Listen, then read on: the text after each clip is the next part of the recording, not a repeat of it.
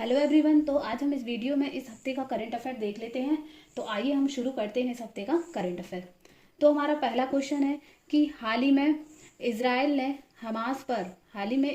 ने हमास के खिलाफ जो जारी लड़ाई को क्या कोड का नाम दिया है। तो इजराइल ने इस लड़ाई की जो नाम दिया है वो है operation iron sword.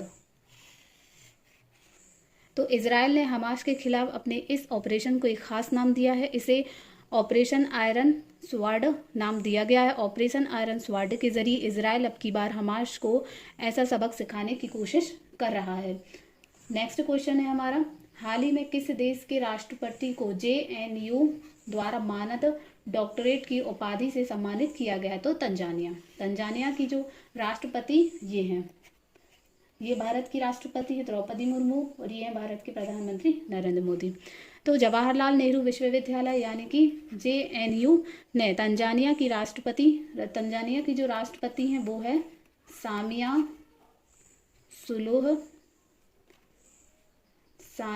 Suluhu Hasan. ये क्वेश्चन इंपॉर्टेंट है कि तंजानिया के भी राष्ट्रपति क्यों है, क्योंकि ये जो तंजानिया की जो राष्ट्रपति वो भी भारत दौरे पर आई थी। तो इनका नाम है सामिया सुलूह हसन। तो इनको अभी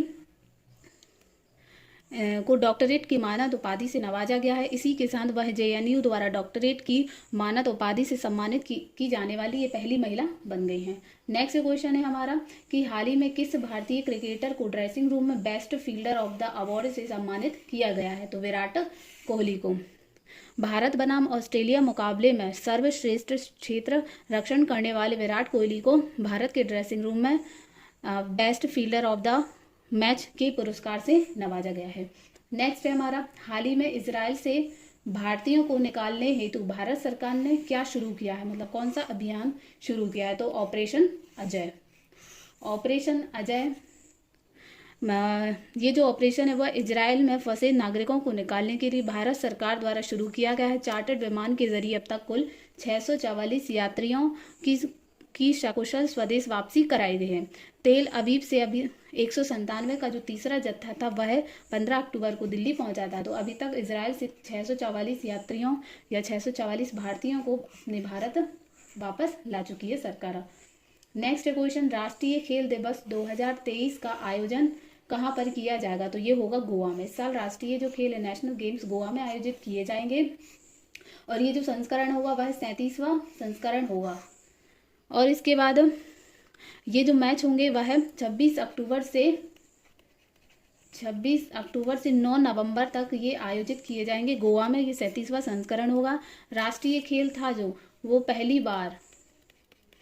राष्ट्रीय खेल पहली बार कब खेला गया था। तो राष्ट्रीय खेल पहली बार 1924 में अविभाजित भारत के लाहौर में आयोजित किए गए थे और 1938 तक इन्हें भारतीय ओलंपिक खेलों के नाम से जाना जाता था।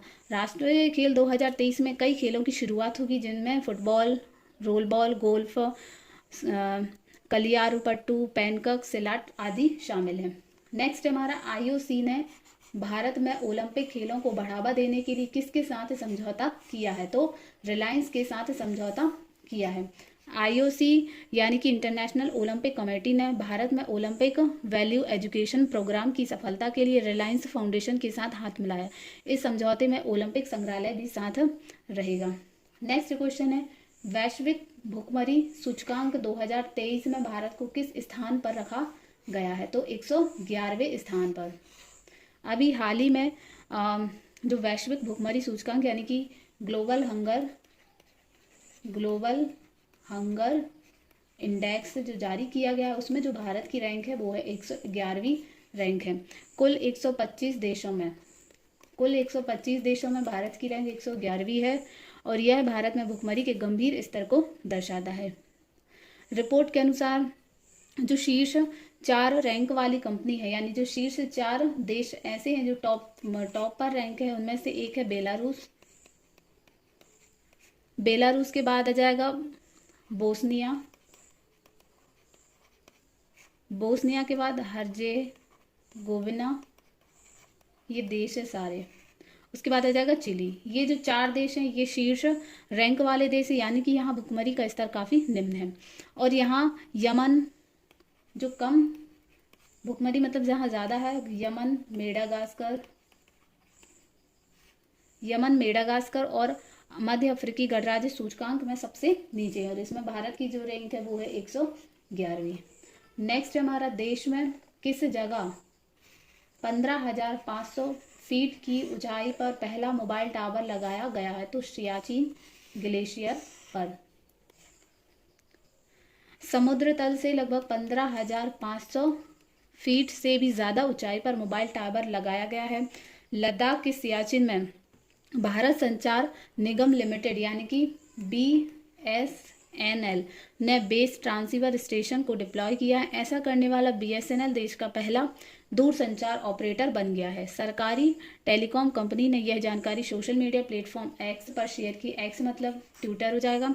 शेयर की। देश के बड़े बिजनेसमैन आनंद महिंद्रा ने सियाचिन में BSNL टावर लगने की घटना को चंद्रयान 3 के विक्रम लैंडर जितना अहम बताया है। नेक्स्ट हमारा क्वेश्चन, हाल ही में किस राज्य का तट मंदिर भारत का पहला हरित ऊर्जा पुरातत्व स्थल बन गया है? तो तमिलनाडु। ये तमिलनाडु का मंदिर है, महाबलीपुरम का शोर मंदिर। ये शोर मंदिर है, ये महाबलीपुरम में स्थित है। तमिलनाडु का तटीय मंदिर भारत का पहला हरित ऊर्जा पुरातत्व स्थल बन गया है। यह तटीय मंदिर मामल्लपुरम या महाबलीपुरम में स्थित है। इसे यूनेस्को विश्व धरोहर स्थल का दर्जा प्राप्त है। तमिलनाडु में शोर तटीय मंदिर मामल्लपुरम या इसी को महाबलीपुरम भी बोलते हैं में स्थित एक ऐतिहासिक मंदिर परिसर है। ये जो मंदिर है वह भगवान शिव और भगवान विष्णु को समर्पित है। नेक्स्ट क्वेश्चन है हमारा, हाल ही में भारतीय वायुसेना दिवस कब मनाया जाता है? तो 8 अक्टूबर को। हर साल 8 अक्टूबर को भारतीय वायुसेना दिवस मनाया जाता है। भारतीय वायुसेना की आधिकारिक तौर पर जो स्थापना हुई थी, यानी कि भारतीय वायुसेना की स्थापना हुई थी 8 अक्टूबर 1932 को। 8 अक्टूबर 1932 को इसकी स्थापना हुई थी और यही वजह है कि इस दिन को हर साल भारतीय वायुसेना की वर्षगांठ के रूप में मनाया जाता है। इस साल इंडियन एयरफोर्स यानी कि भारतीय वायुसेना अपना 91वां वर्षगांठ बनाया जा रहा है। ये था आज का करंट अफेयर। यदि आपको करंट अफेयर पसंद आया हो तो प्लीज़ हमारे वीडियो को लाइक करें, चैनल को सब्सक्राइब करें यदि आपने ना किया हो तो। Thank you.